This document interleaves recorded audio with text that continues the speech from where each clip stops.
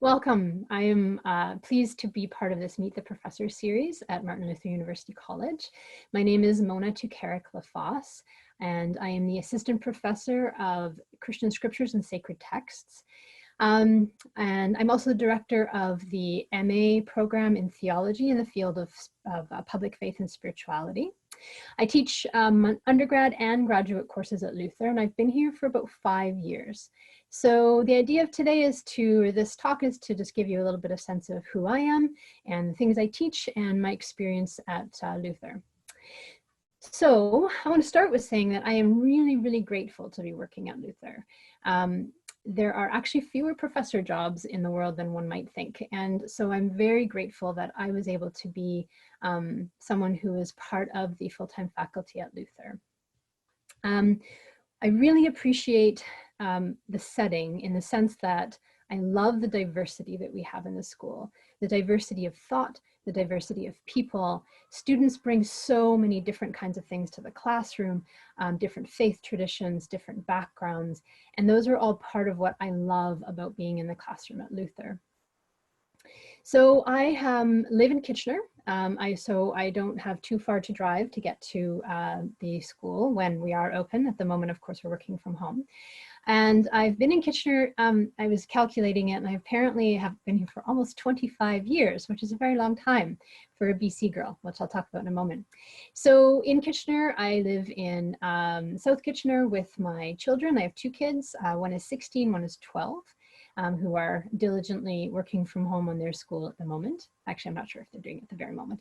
And my husband, who is a couple and family therapist by training, he has worked in a variety of positions. He was a children's mental health worker up until fairly recently, and now he's doing supervision with training therapists, as well as doing some private practice. He does teach a little bit at Laurier in the social work program. So I grew up in BC, from the central interior, from a little place called Williams Lake, and grew up, I started there, I think we moved there when I was in grade 2, and so lived there for all the way up until I graduated from high school. And so it's kind of an interesting question, how did an interior BC girl end up and from a stampede town, end up being a professor at Martin Luther University College? So let me give you a little idea about that. I always loved school. School was just awesome. I loved school. I loved learning, and I loved almost everything about school. So I don't think I was a total nerd, but it kind of sounds that way, I guess. And I always loved teaching. I always wanted to teach. And I didn't know what I wanted to teach when I was in elementary school. I wanted to be an elementary school teacher. When I was in high school, I wanted to be a high school teacher. And then when I got into post-secondary, I thought, no, this is what I really want to do. I want to be a post-secondary teacher. I started off my education after high school at a Bible college in BC, and probably the most impactful part of that experience in some ways was, academically for sure, was learning Greek.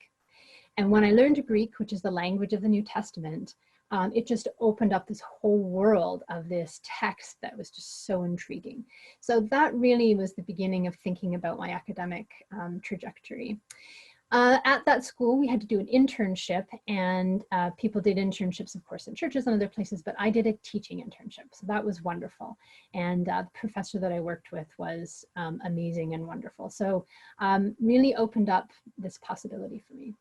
So after that, I went to Lithuania for a year. There was an opportunity to teach English. And so I took that and really did think, yeah, this is what I want to do. I want to teach young adults and adults, any adults really, but most of the students that I had in Lithuania were young adults.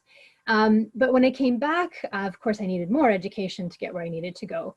I took a course in anthropology back in Bible college, and I was fascinated by the idea of different worldviews, that people from different cultures and different parts of the world actually thought in different ways. That linguistically, of course, that shows up in language, but they actually have different ways of understanding how structures work, how relationships work. And I was fascinated by that idea. And so I did a Bachelor of Arts in Anthropology at the University of Waterloo. And it was there that was when I moved to Kitchener, well, to Waterloo at the time, I guess. And that's where I met my husband. And so he's from Ontario. So as we started to figure things out, we both did master's programs. So I did a Master of Arts in Religion and Culture at Laurier. And at that time, there were several professors who were teaching early Christian studies. And so there I had a couple of professors who were amazing, of course, who opened up the world of critical scholarship. So this is really looking at the historical context in a way that takes that very seriously and asks some very fundamental questions about the texts that I hadn't asked in other formats. And so I was quite fascinated by that. So that led me into thinking about doing my doctorate, which I did at University of Toronto, and I was able to combine different pieces of what I was interested in by looking at the early Christians, particularly the idea of age and aging and age structure in a way that is different from my own experience of age and aging and age structure in my own context. And so that opened up a whole other thing, which I can talk about more, but I want to keep going. So in the midst of my dissertation work, in the midst of my PhD, I started to teach as well. I'd been doing TA-ships and things along the way, so that's teaching assistant positions along the way. But I did do some teaching courses, a couple at Laurier.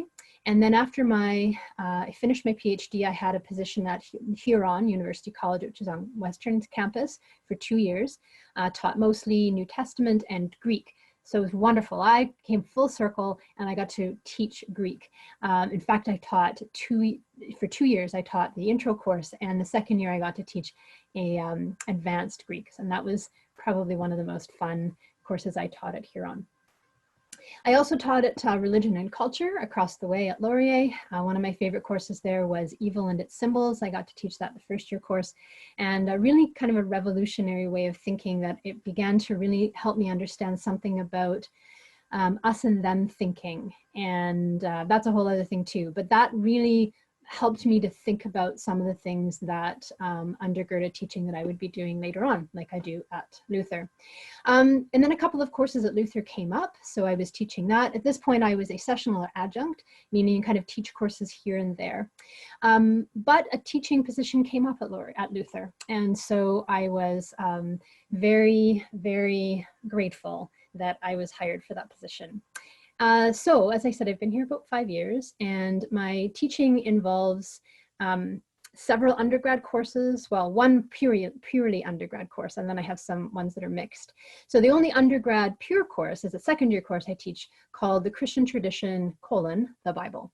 So we do the Bible, the whole thing, in 12 weeks, which is quite a task.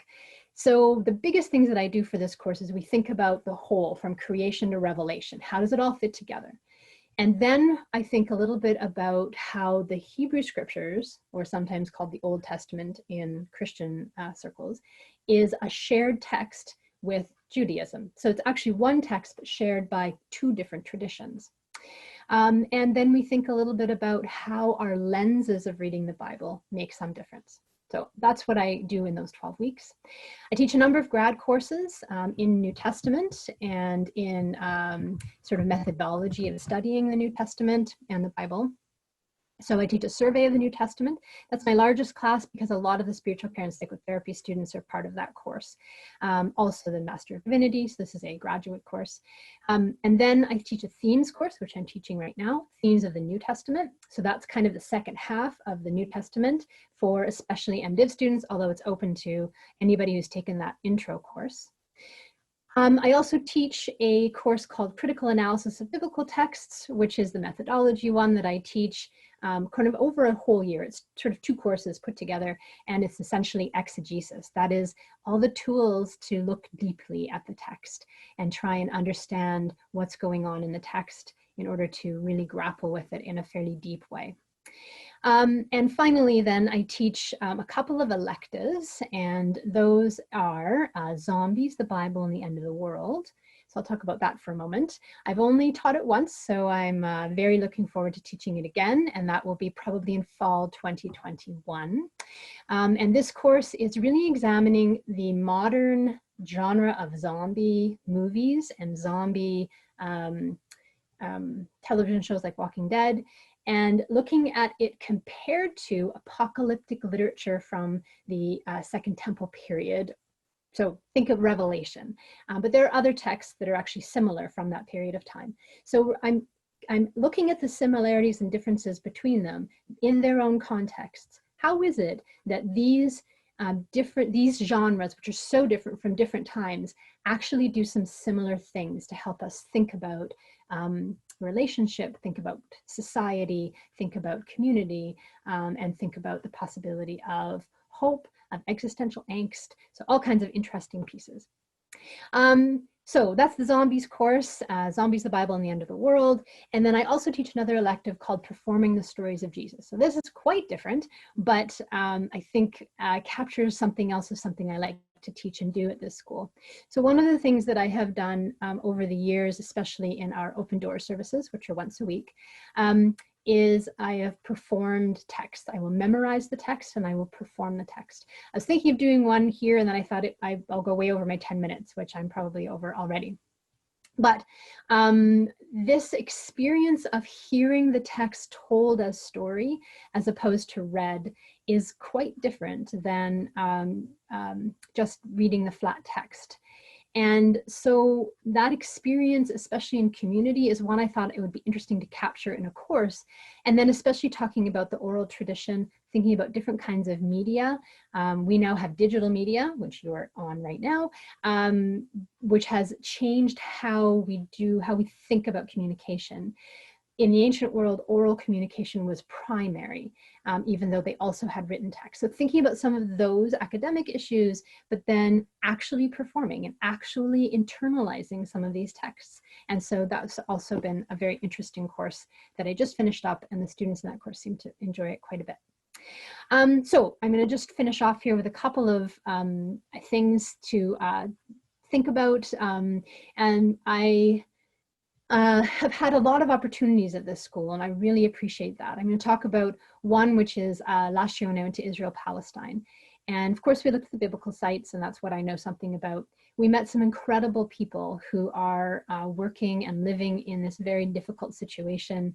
And that connection between the ancient and the modern is something, and what matters in the modern world. That's something that I've really learned a lot about as the time I've been here.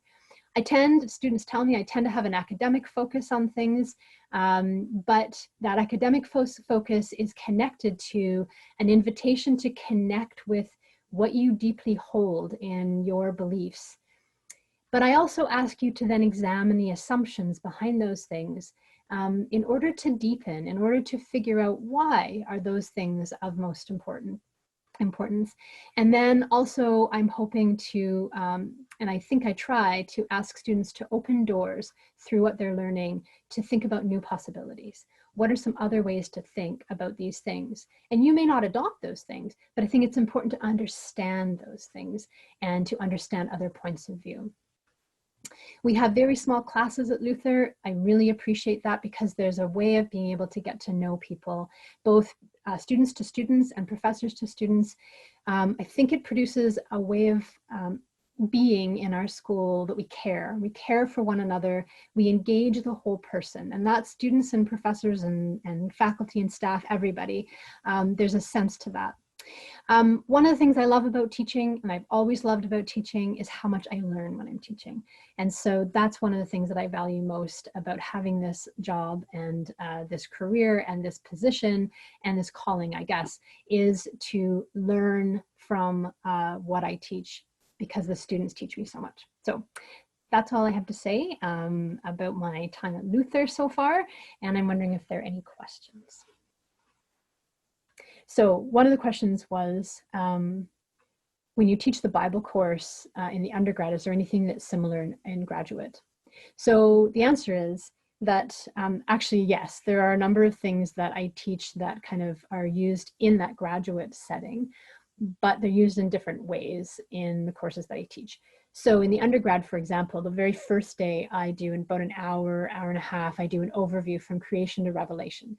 And in the undergrad course, what they need to do is at the end of the course, that's their final assignment. They have to recreate that timeline from creation to revelation, and have a timeline and come to me one-on-one and talk about that, what they've learned as an overview. So I don't have that assignment, of course, in my graduate courses, but in the first class of my themes of the New Testament, I do that overview. And that overview helps us in that course to think about the allusions to the Hebrew Scriptures or the Christian Old Testament, because there's so many things that the New Testament has that connects back to that text. And so that is one of the ways that I make those connections. One of the other things I do in the Bible class is I think about the Hebrew Scriptures or Old Testament, but I call it Hebrew Scriptures because it's a shared text. It's shared between Christianity and Judaism, seen through very different lenses.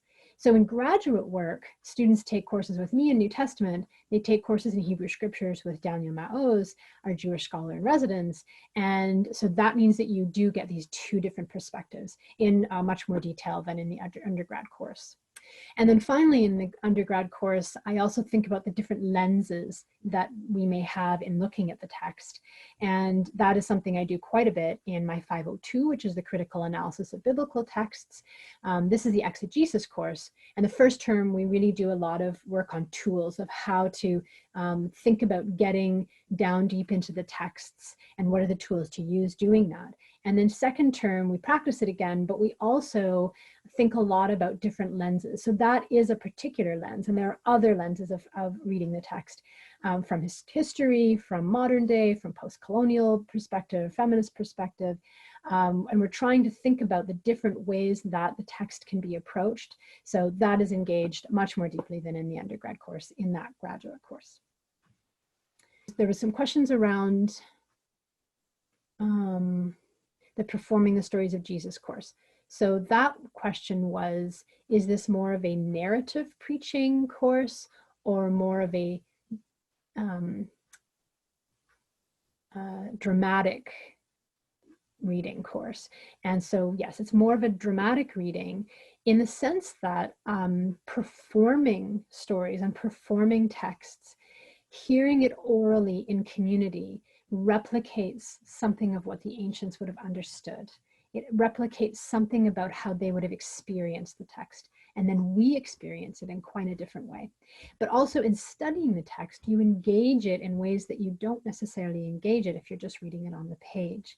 And in the course that I did, there were times when students told their stories by heart, had memorized it, but were telling us the story, and we saw patterns and thought about things that we'd never thought about before because we were hearing it as we discussed the text after. And of course, the person who's memorized it has seen all kinds of different things. And that's my experience in performing texts, that I see patterns and I see connections, I see characters. To imagine, what is this character feeling? What is this character thinking about? And of course, some of that just takes imagination. But some of it is a very interesting connection to the text in a much more rich and deep way. Jesus said, "What is the kingdom of God like? To what shall I compare it? It is like the seed of a mustard plant, that having received it, a person threw into his garden, and it grew, and it became a tree, and the birds of the heavens nested in its branches." And again, Jesus said, "What is the kingdom of God like? It is like sourdough starter, that having received it, a woman hid in 5 sata of flour, that's 50 pounds, until it leavened the whole thing." That's it. So it's short. It's the one that actually I taught my students in my course, and we learned it about half a class. The students were able to learn it, and many of them remembered it the next class, the next week. Some worked at it, and some of them had simply learned it. So that was pretty fun. So that class is one that I think engages an experiential learning connected to the text that is quite interesting. The other question was how small their classes. Are those classes small too? And so I said, yes, they are. I had 15 students in the zombies course and about 10 students in the performing course. And so of course you get a lot of interaction in that size of course. So that's part of what I really enjoy about being at Luther, of course. The course, I think I would teach a little bit differently if there were 15 students or more students. And so yes, and any of those scenarios, it will be, I think, an interesting learning experience.